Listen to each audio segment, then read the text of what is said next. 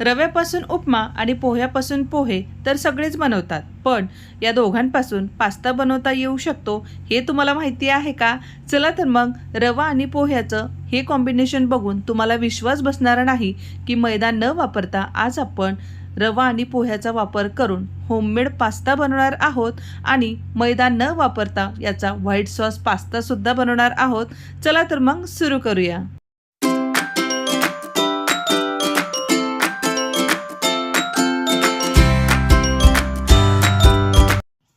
सुरुवातीला सांगितल्याप्रमाणे आज आपण रवा आणि पोह्याचा वापर करून पास्ता बनवणार आहोत. तर त्यासाठी इथे मी 1 वाटी रेग्युलर आपले पोहा बनवण्यासाठी जे पोहे घेतो तेच पोहे इथे मी घेतलेले आहेत. 1 वाटी पोहे घ्यायचे आहेत आणि ते सुरुवातीला आपल्याला स्वच्छ पाण्याने धुवून घ्यायचे आहेत, म्हणजे त्यावरची जी घाण आहे ती पूर्णपणे निघून जाईल आणि त्यामुळे पास्ता अगदी पांढरा शुभ्र तयार होतो. तर हाताने हलकंसं चोळून आपल्याला हे पोहे धुवून घ्यायचे आहेत. यातलं आता आपण पाणी काढून घेऊया. तुम्ही बघू शकता अगदी लालसर थोडंसं हे पाणी निघालेलं आहे. परत यामध्ये मी पाणी घातलेलं आहे आणि परत एकदा हे धुवून घेणार आहे. तर तुम्ही बघू शकता मी 2 वेळेस धुवून यातलं पूर्णपणे पाणी काढून घेतलेलं आहे. आता यावरती झाकण ठेवून आपण हे थोडा वेळ बाजूला ठेवून देऊया. 15 मिनिटं आपल्याला हे भिजत ठेवायचं आहे. आता त्याच वाटीने मी इथे बारीक रवा घेतलेला आहे, तो अर्धी वाटी घ्यायचा आहे. 1 वाटी पोहे, अर्धी वाटी रवा असं हे प्रमाण आहे. पोहे आपण भिजत ठेवले, पण रवा आता कसा भिजवायचा? तर यामध्ये ज्या वाटीने आपण पोहे घेतलेले आहेत, रवा घेतलेला आहे, सेम त्याच वाटीने अर्धी वाटी आपल्याला इथे दही घ्यायचं आहे. दही खूप आंबट नसावं असं आपल्याला इथे दही लागणार आहे. साधारण इथे 3 चमचे हे दही आहे. आता त्याच वाटीमध्ये 1-2 चमचे मी पाणी घातलेलं आहे. हे पाणी रव्यामध्ये घालून छान आपल्याला हे व्यवस्थित एकजीव करून घ्यायचं आहे आणि यामध्ये दही घालत असताना घट्टसर स्वरूपाचं दही घालायचं आहे. त्यामुळे हे बॅटर पातळ होणार नाही. तर तुम्ही ते टेक्स्चर याचं बघू शकता. आता यावरती आपण एखादी प्लेट ठेवून हे 15 मिनिटासाठी भिजत ठेवूया. पोहे आणि रवा 15 मिनिटानंतर आता आपण बघूया. तर इथे 15 मिनिटं झालेली आहेत. रवा आणि पोहे अगदी छान भिजलेले आहेत. रवा भिजल्यानंतर तुम्ही याचं टेक्स्चर बघू शकता. सुरुवातीपेक्षा हे थोडंसं दाटसर झालेलं आहे. आता पोहेसुद्धा बघूया. पोह्यातलं पाणी मी पूर्णपणे काढलं होतं, त्यामुळे अगदी मोकळे आणि मऊ असे हे पोहे भिजलेले आहेत. तर अशा पद्धतीने सुटसुटीत हे पोहे भिजलेले हवेत. आता मी दुसरं एक भांडं घेतलेलं आहे. त्या भांड्यामध्ये आपण आता हे पोहे काढून घेऊया. तर ही स्टेप सुरुवातीला तुम्ही करू शकता किंवा नाही केली तरीही चालेल, पण माझं म्हणणं आहे की तुम्ही ही स्टेप अजिबात स्किप करू नका. तर हे दोन्ही एकत्रित एका भांड्यामध्ये करून घ्यायचं आहे आणि त्यानंतर हाताने हे व्यवस्थित व्हिडिओमध्ये दाखवल्याप्रमाणे मिक्स करून घ्यायचं आहे. ते पोहे आणि रवा एकजीव झाले पाहिजेत. तर आता हे व्यवस्थित एकजीव झाल्यानंतर मिक्सरच्या लहान भांड्यामध्ये पल्स मोडवरती आपल्याला हे हलकंसं फिरवून घ्यायचं आहे.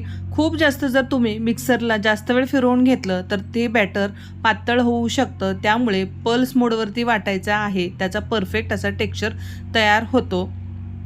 जर चुकून तुमच्याकडनं हे जास्त वाटलं गेलं, बॅटर जर थोडं पातळ झालं, तर तुम्ही यामध्ये पोहे थोडेसे मिक्सरला फिरून त्याची 1 चमचाभर पावडर यामध्ये मिक्स करू शकता किंवा तांदळाचं 1 चमचाभर पीठ यामध्ये घालू शकता आणि पीठ परत ते व्यवस्थित हाताने मिक्स करून घेऊ शकता. त्यामुळे थोडंसं ते दाटसर होतं आणि त्यापासून तुम्हाला पास्ता अगदी व्यवस्थित बनवता येऊ शकतो.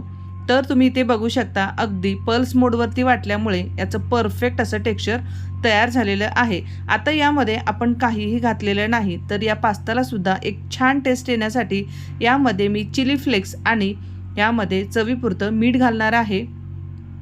तुम्ही यामध्ये पिझ्झा सीझनिंग जे असतं ते घालू शकता किंवा ऑरिगॅनो घालू शकता. तुम्हाला हवं ते तुम्ही यामध्ये मसाले ॲड करू शकता. पण इथे मी फक्त चिली फ्लेक्स आणि चवीपुरतं थोडंसं मीठ घातलेलं आहे. तर आता यापासून मी अशा पद्धतीने अशा आकारामध्ये पास्ता बनवायला घेतलेला आहे. तुम्हाला हवं त्या आकारामध्ये पास्ता बनवून घेऊ शकता. जेव्हा मी ही रेसिपी ट्राय केली होती त्यावेळेस यापासून मी छोटे छोटे बॉल्स बनवले होते, टिक्की बनवली होती. पण आज मी म्हणलं की मुलांना अगदी पास्त्याचा टेक्स्चर दिसावा त्यासाठी इथे मी व्हिडिओमध्ये दाखवल्याप्रमाणे सुरुवातीला हात थोडासा पाण्याने ओला करून थोडंसं पीठ बोटावरती घेऊन अशा पद्धतीने पास्ता बनवलेला आहे। तुमच्या आवडीप्रमाणे तुम्हाला जे सोयीस्कर वाटेल, योग्य वाटेल तो आकार तुम्ही बनवू शकता। आता स्टीमरमध्ये हा पास्ता स्टीम करण्यासाठी स्टीमरमधील प्लेटला मी थोडंसं तेल लावून घेतलेलं आहे। तेल लावल्यानंतर त्यामध्ये हा पास्ता आपल्याला अशा पद्धतीने ठेवून घ्यायचा आहे।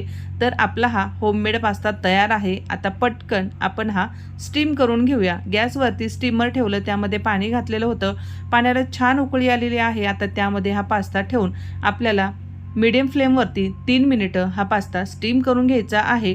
पोहे भिजलेले आहेत, रवा छान भिजलेला आहे, त्यामुळे पाणीसुद्धा स्टीमरमधलं छान उकळलेलं होतं, त्यामुळे हा पास्ता स्टीम व्हायला खूप जास्त वेळ लागणार नाही। तर इथे एक 3 मिनिटानंतर तुम्ही बघू शकता अगदी पास्ता परफेक्ट शिजलेला आहे। आता इथे सुरीने आपण एकदा चेक करूया। तुम्ही बघू शकता सुरी क्लीन निघत आहे, म्हणजे हा पास्ता परफेक्ट असा वाफलेला आहे। तर तुम्हाला सुद्धा विश्वास बसत नसेल की आज आपण हा रवा आणि पोह्यापासून पास्ता बनवलेला आहे। स्टीमरमधून प्लेट बाजूला काढून थंड करून घेऊया। तर आता आपण व्हाईट सॉस बनवणार आहोत, तोही मैदा न घालता। पॅनमध्ये एक मोठा चमचा बटर घालायचा आहे। बटर थोडंसं मेल्ट झालं की त्यामध्ये बारीक कट केलेला लसूण घालायचा। इथे मी जवळपास मोठे 2 चमचे लसूण घातलेला आहे आणि तो छान तांबूस रंगावरती आपल्याला परतून घ्यायचा आहे। गॅस मोठा ठेवून तुम्ही जर परतून घेतला तर लसूण करपू शकतो आणि करपलेल्या लसणाचा त्या कोणत्याही भाजीमध्ये, कोणत्याही सॉसमध्ये फ्लेवर खूप स्ट्रॉंग येतो आणि तो अजिबात चांगला लागत नाही।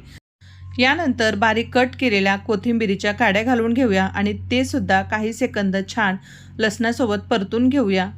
तर एक 10 सेकंद परतून झाल्यानंतर यामध्ये चिली फ्लेक्स, मिरेपूड आणि ऑरिगॅनो मी मिक्स केलेला आहे, ते एकत्रित यामध्ये घालून घेऊया आणि छान एक 5 ते 7 सेकंद परतून घेऊया। खूप जास्त वेळ परतून घ्यायचं नाही, त्यामुळे ते पटकन करपले जाऊ शकतात। मी सुरुवातीला सांगितल्याप्रमाणे यामध्ये आपण अजिबात मैदा वापरणार नाही। तर या ठिकाणी मी 2 चमचे गव्हाचं पीठ घेतलेलं आहे। थोडंसं जाडसर स्वरूपाचं जर पीठ असेल तर ते बारीक चाळणीने चाळून घ्यायचं आहे, त्यामुळे या सॉसला एक छान फाईन टेक्स्चर येतो। तर या ठिकाणी हे गव्हाचं पीठ छान आपल्याला भाजून घ्यायचं आहे। ते जर पीठ कच्चं राहिलं तर त्या पिठाचा फ्लेवर पूर्ण सॉसमध्ये तुम्हाला येऊ शकतो। तर इथे पीठ अगदी ड्राय झाल्यामुळे परत यामध्ये एक चमचाभर मी बटर घातलेला आहे आणि बटर घालून मंद आचेवर गव्हाचं पीठ घातल्यानंतर मंद आचेवर आपल्याला या बटरमध्ये हे पीठ छान भाजून घ्यायचं आहे।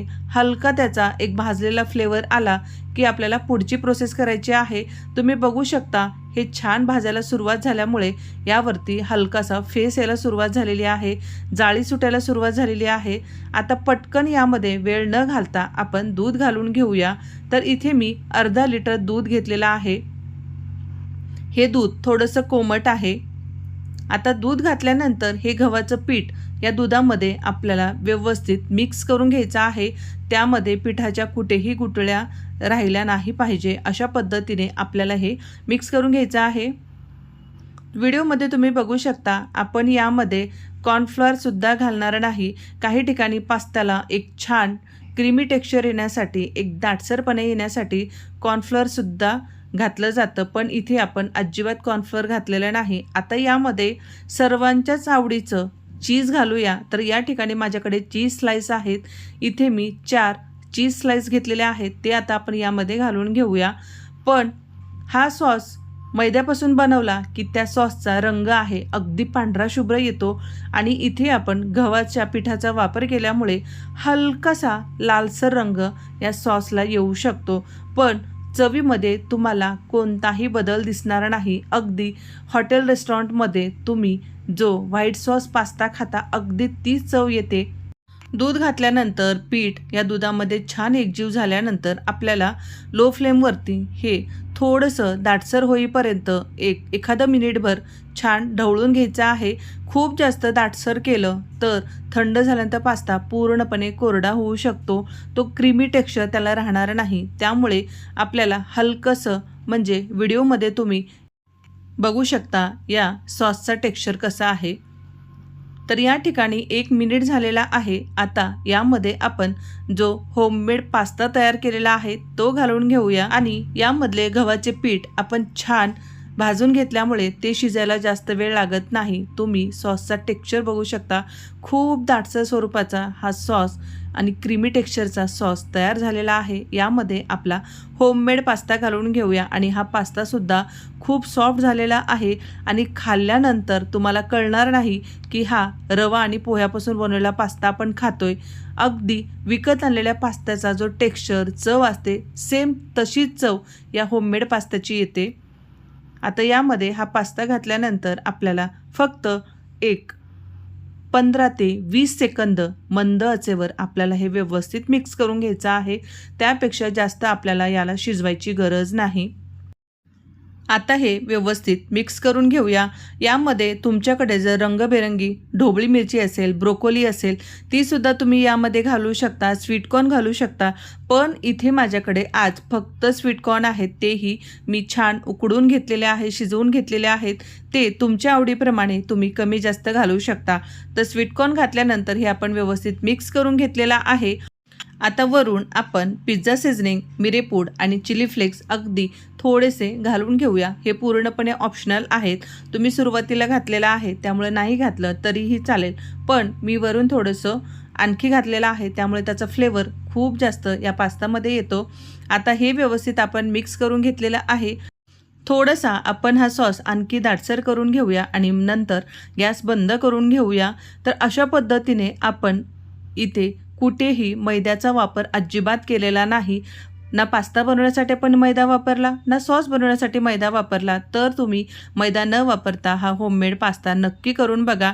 तर अशा पद्धतीने आपला अगदी सोप्या पद्धतीने पास्ता तयार आहे आणि प्रणीतची रिॲक्शन तुम्ही ते बघू शकता. खाल्ल्यानंतर त्याची रिॲक्शन ऐका तुम्ही. एकदम मस्त, काहीच वेगळं नाहीये त्याच्यात. सॉस वगैरे कसं आहे? सॉस एकदम बराबर आहे, सगळं बराबर. आणि त्यातला पास्ता तो तर खूपच चांगला आहे. प्रणीतच्या रिॲक्शनवरूनच तुम्हाला लक्षात आलं असेल की पास्ता किती छान झालेला आहे. तर असा पास्ता तुम्ही सुद्धा नक्की करून बघा. आवडल्यास लाईक, शेअर आणि सबस्क्राईब करायला विसरू नका.